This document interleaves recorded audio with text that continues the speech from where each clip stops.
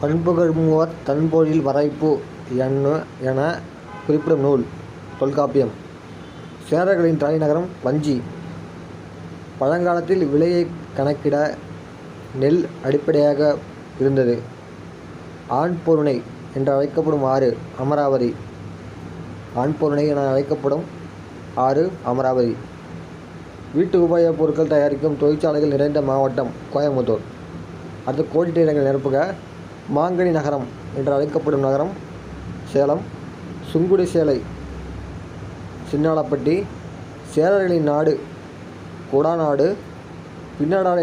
பின்னலாடை நகரம் திருப்பூர். சரியான விடையை தேர்ந்தெடுக்க. விகார புணர்ச்சி டேஷ் வகைப்படும். 3 வகைப்படும்.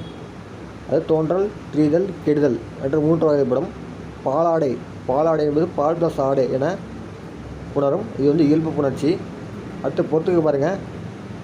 மட்பாண்டமாக திரிதல்.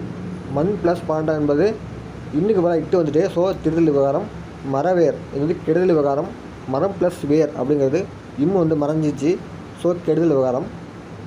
மணிமுடி மணி ப்ளஸ் முடி இது இயல்பு புணர்ச்சி. கடைத்தெரு கடை ப்ளஸ் தெரு அப்படிங்கிறதுல இட்டு தோன்றி வந்ததுனால இது தோன்றல் விவகாரம்.